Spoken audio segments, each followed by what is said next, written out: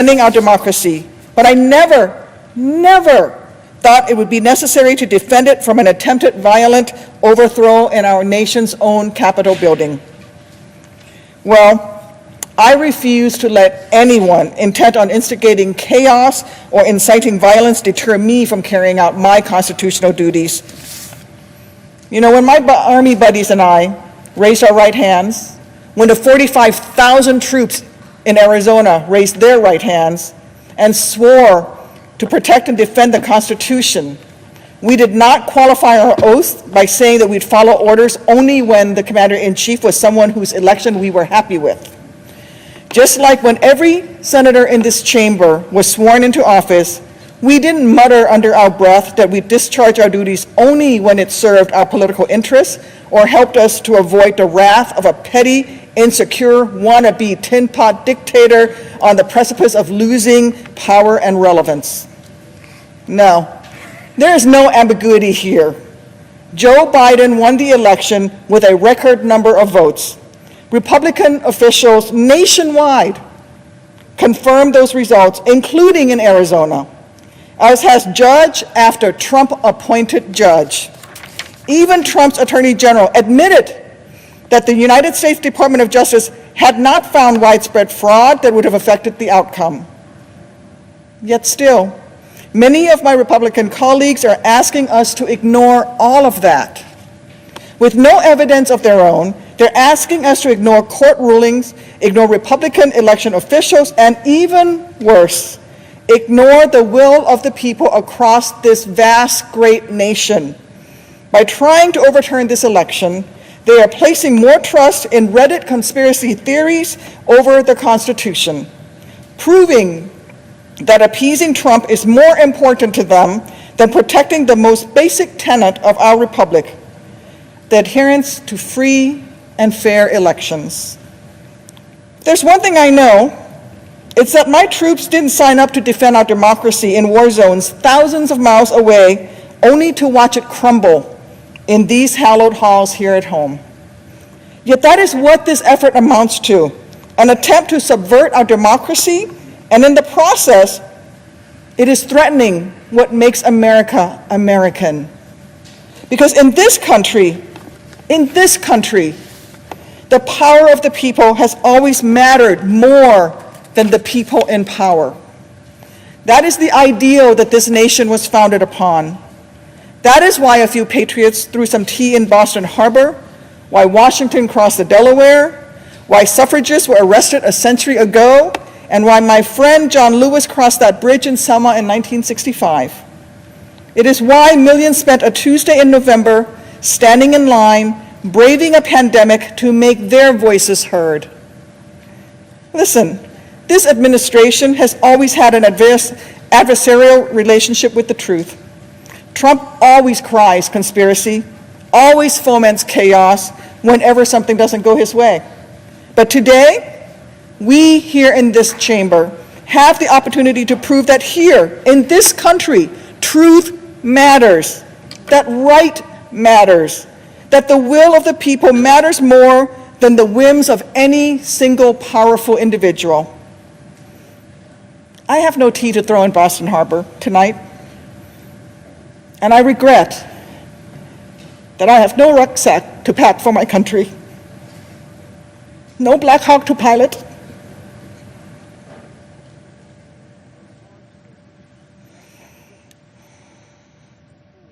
nor am I asking for any grand gesture from my Republican colleagues. All that I'm asking of you is to reflect on the oaths that you have sworn, on the damage done to our union today, and on the sacrifices made by those who've given so much to this nation. From the service members at Fort Huachuca and Marine Corps Air Station Yuma to the marchers who bent America's moral arc a bit more towards justice with every single step that they took, every bridge that they crossed, then ask yourself whether the democracy they were willing to bleed for, the country that each of us in this chamber has sworn to defend, is worth damaging in order to protect the porcelain ego of a man who treats the Constitution as if it were little more than a yellowing piece of paper. I think we all know the right answer. Majority Leader.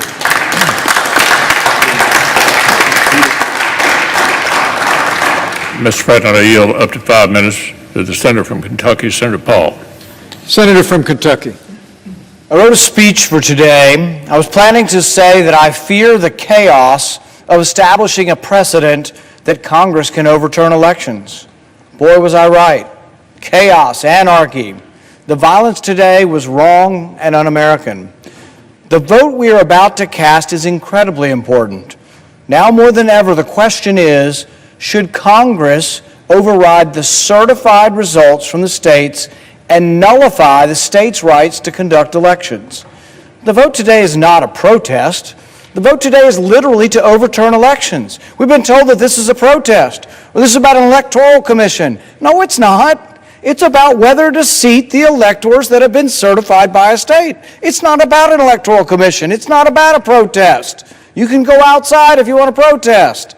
This is about overturning a state-certified election.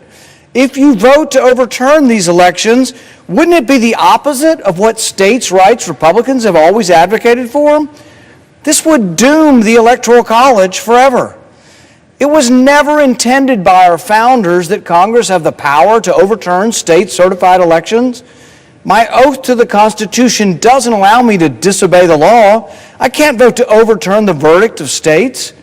Such a vote would be to overturn everything held dear by those of us who support the rights of states in this great system of federalism that was bequeathed to us by our founders. The Electoral College was created to devolve the power of selecting presidential electors to the states. The Electoral College is, without question, an inseparable friend to those who believe that every American across our vast country deserves to be heard. If Congress were to give the power to overturn the state's election, what terrible chaos would ensue every 4 years? Imagine the furor against the Electoral College if Congress becomes a forum to overturn states' Electoral College slates. It's one thing to be angry. It's another to focus one's anger in constructive ways. That hasn't happened today, to say the least. We simply cannot destroy the Constitution, our laws, and the Electoral College in the process. I hope as the nation's anger cools, we can channel that energy into essential electoral reforms at the state level.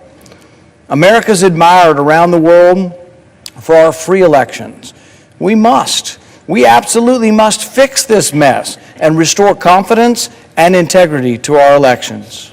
We must. Democratic Leader. Senator from Virginia, Senator Warner. Senator from Virginia. Mr. President, I think like most of us, I'm still pretty reeling from what happened today. What I was going to talk about was some of the work that I'm most proud of since I've been here, with my good friend Richard Burr and all the members of the Intelligence Committee, about a multi-year report we did into foreign interference in our elections. Probably our top recommendation of that 5-volume bipartisan report was that any official or candidate should use restraint and caution when questioning results of our elections. Because when you do so, you often carry out the goals of our foreign adversaries. Use caution because whether knowingly or unknowingly, and whether that adversary is in Russia or China or Iran, their goals are pretty simple. They want to make it appear to Americans, to folks around the world, to their own people, that there's nothing special about American democracy. I was going to try in a feeble way to maybe reach some of the rhetorical heights of Ben Sass, and I knew I couldn't do that. So instead, I know I'm violating rules here. Today's the day for violating rules. This is a photo that appears today on one of the most prominent German newspapers. You don't need to draw up it. You can draw up photos. It's from any newspaper or any television feed anywhere across the world. And what is this photo of? It's of thugs. Thugs in the halls of this Capitol, diminishing everything we say we believe in this democracy. And when you look at those images,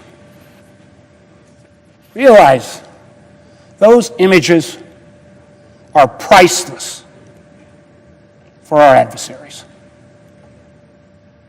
God willing, tonight, in an overwhelming way, we're going to take a small step in a bipartisan way to start restoring that trust of our people and hopefully the billions of people around the world who believe in that notion of American democracy. Remember, these images will still endure. I yield back. Majority Leader. Mr. President, I yield up to 5 minutes to the senator from Missouri, Senator Hawley. Senator from Missouri. Mr. President, thank you. I want to begin this evening by saying thank you to the men and women of the Capitol Hill Police, the armed, the National Guardsmen, the Metropolitan Police, and others who came to this Capitol, who put their lives on the line to protect everyone here working inside of it. And I want to thank law enforcement all across this country, in my home state of Missouri and everywhere else who do that day in and day out. And I just want to acknowledge that when it comes to violence, this has been a terrible year in America this last year. We've seen a lot of violence against law enforcement, and today we saw it here in the capital of the United States. And in this country, in the United States of America, we cannot say emphatically enough, violence is not how you achieve change. Violence is not how you achieve something better. Our Constitution was built and put into place so that there would be, in the words of Abraham Lincoln, no appeal from ballots to bullets, which is what we saw, unfortunately, attempted tonight. There is no place for that in the United States of America. And that's why I submit to my colleagues that what we're doing here tonight is actually very important. Because for those who have concerns about the integrity of our elections, those who have concerns about what happened in November, this is the appropriate means. This is the lawful place where those objections and concerns should be heard. This is the forum that the law provides for, our laws provide for those concerns to be registered, not through violence, not by appealing from ballots to bullets, but here in this lawful process.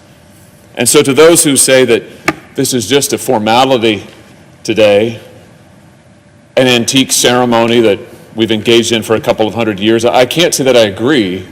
I can't say that our precedents suggest that. I actually think it's very vital what we do. The opportunity to be heard, to register objections is very vital because this is the place where those objections are to be heard and dealt with, debated, and finally resolved. In this lawful means, peacefully, without violence, without attacks, without bullets. And so, Mr. President, let me just say now briefly, in lieu of speaking about it later, a word about Pennsylvania, which is a state that I have been focused on, objected to, as an example of why people are concerned, millions of Americans concerned about our election integrity. The state of Pennsylvania, quite apart from allegations of any fraud, you have a state constitution that has been interpreted for over a century to say that there is no mail-in balloting permitted except for in very narrow circumstances that's also provided for in the law. And yet, last year, Pennsylvania elected officials passed a whole new law that allows universal mail-in balloting and did it irregardless of what the Pennsylvania Constitution said. And then when Pennsylvania citizens tried to go and be heard on this subject before the Pennsylvania Supreme Court, they were dismissed on grounds of procedure, timeliness, in violation of that Supreme Court's own precedent. So the merits of the case have never been heard. The constitutionality of the statute actually has never been defended. I'm not aware of any court that has passed on its constitutionality. Actually, I'm not aware of anybody who's defended the constitutionality. And this was the statute that governed this last election, in which there are over 2.5 million mail-in ballots in Pennsylvania. This is my point, that this is the forum. The Pennsylvania Supreme Court hasn't heard the case. There's no other court to go to hear the case in the state. And so this is the appropriate place for these concerns to be raised, which is why I have raised them here today. And I hope that this body will not miss the opportunity to take affirmative action to address the concerns of so many millions of Americans, to say to millions of Americans tonight that violence is never warranted, that violence will not be tolerated, that those who engage in it will be prosecuted, but that this body will act to address the concerns of all Americans across the country. We do need an investigation into irregularities, fraud. We do need a way forward together. We need election security reforms. I bet my friends on the other side of the aisle don't disagree with that. We need to find a way to move forward on that together so that the American people from both parties, all walks of life, can have confidence in their elections and that we can arrange ourselves under the rule of law that we share together. Thank you, Mr. President. I yield the floor. Democratic leader. Senator from Pennsylvania, Mr. Casey. Senator from Pennsylvania.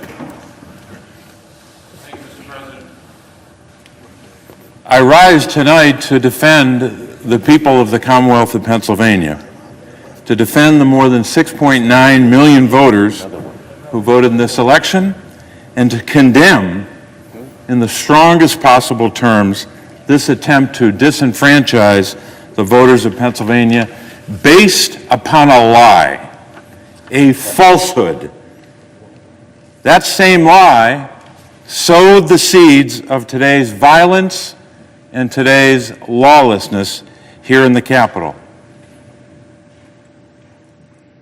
One of my constituents, Susan from the Lehigh Valley, the community of our state where Senator Toomey lives, recently wrote to my office and perhaps said it best. She said, and I quote, "We cannot allow anybody to overturn the legal votes of the citizens of Pennsylvania. This would be the ultimate destruction of our democracy," unquote. Susan had it right.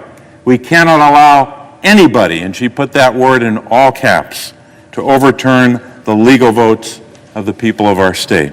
Let me address the allegation regarding the Pennsylvania Constitution and the General Assembly.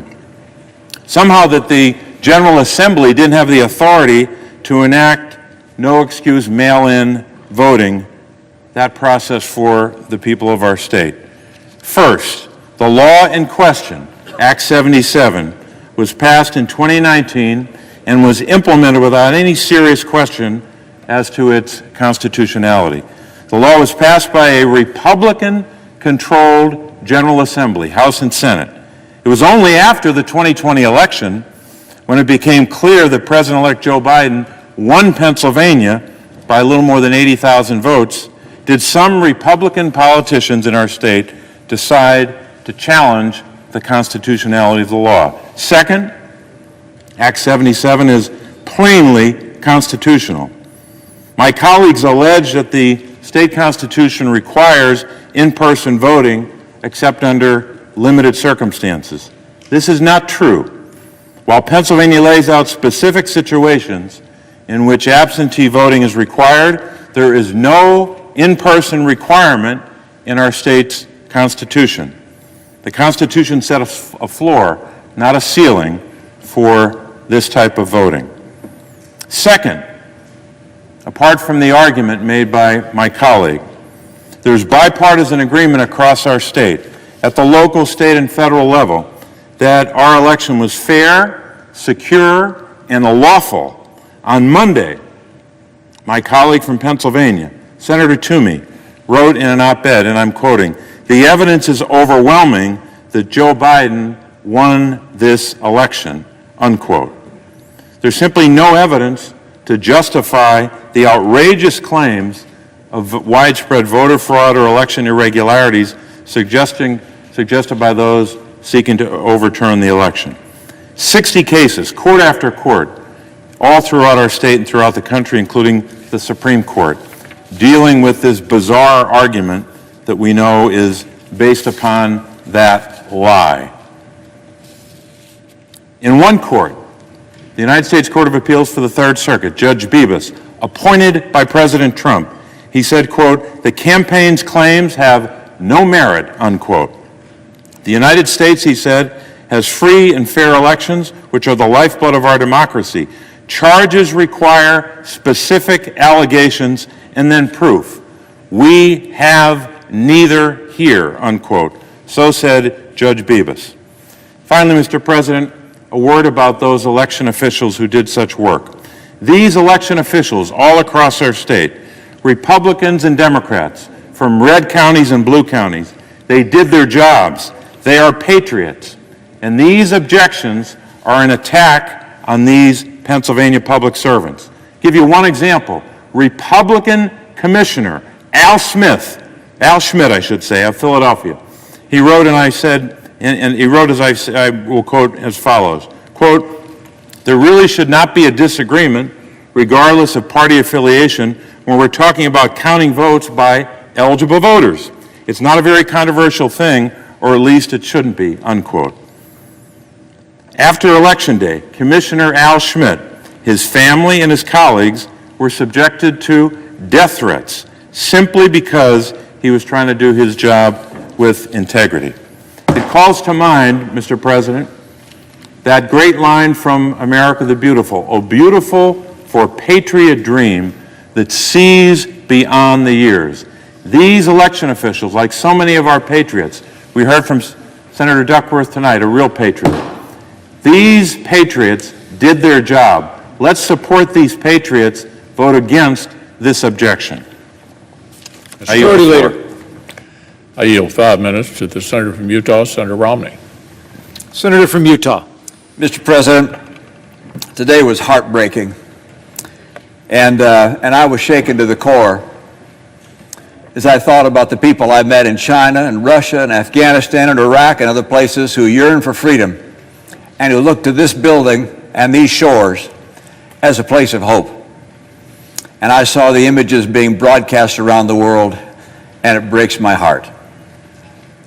I have 25 grandchildren. Many of them were watching TV, thinking about this building, whether their grandpa was okay. I knew I was okay. I must tell you as well, I was proud to serve with these men and women. This is an extraordinary group of people. I'm proud to be a member of the United States Senate and meet with people of integrity as we do here today. Now we gather due to a selfish man's injured pride and the outrage of supporters who he has deliberately misinformed for the past 2 months and stirred to action this very morning.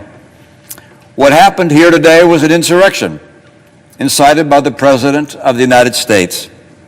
Those who choose to continue to support his dangerous gambit by objecting to the results of a legitimate democratic election will forever be seen as being complicit in an unprecedented attack against our democracy.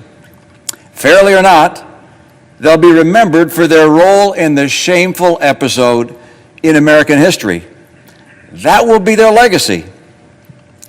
I salute Senator Langford and Loeffler and Braun and Daines, and I'm sure others, who in the light of today's outrage have withdrawn their objection. For any who remain insistent on an audit in order to satisfy the many people who believe that the election was stolen, I'd offer this perspective. No congressional audit is ever going to convince these voters, particularly when the president will continue to say that the election was stolen. The best way we can show respect for the voters who are upset is by telling them the truth.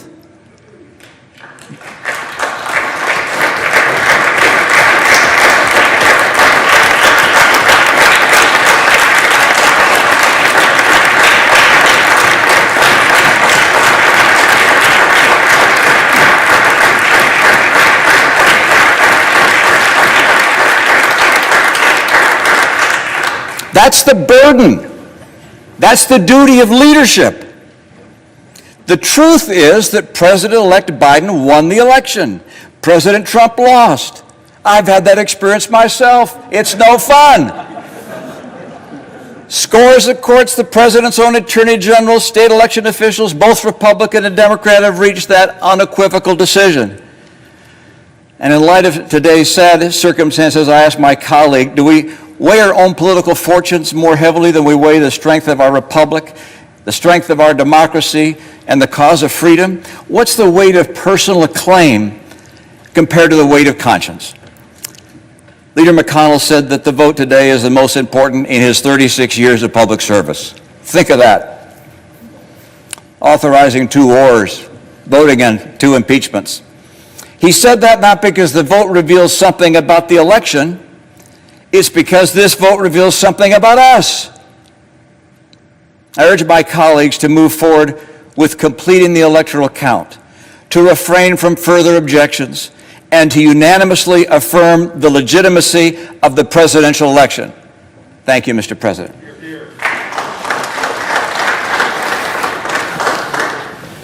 Democratic leader. Senator from New Hampshire, Senator Shaheen. Senator from New Hampshire. Mr. President, on January 3rd, I, along with 31 of my colleagues, stood in this chamber and swore an oath to support and defend the Constitution of the United States. It's both ironic and deeply disappointing that only 3 days after swearing these oaths, some of my colleagues are willfully coming close to breaking this promise.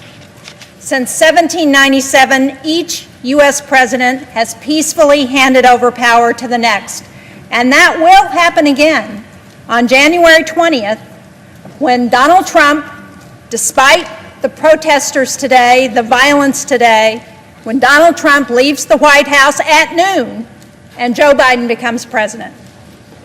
And we've heard tonight from both Democrats and Republicans about the importance of the voters speaking in the election, and about the fact that there is no evidence of widespread voter fraud. But this is not just an issue for us here in the United States. This is an issue for nascent democracies around the world who, as Senator Romney said, look to the United States as an example. We are the shining city on the hill. We give those struggling under oppression hope for a better future. Now, like so many of us in this chamber, I've traveled to developing democracies around the world, to Afghanistan and Iraq, to the Western Balkans, to Africa, to the country of Georgia. I went there with my colleague, Senator Risch. In 2012, we went to Georgia to observe officially, on behalf of the Senate, the election between outgoing President Mikhail Saakashvili and his United National Movement Party, and the challenge by Georgian Dream, which was a newly formed party supported and funded by billionaire oligarch Bidzina Ivanishvili. It was a battle for parliament, but also for control of the government.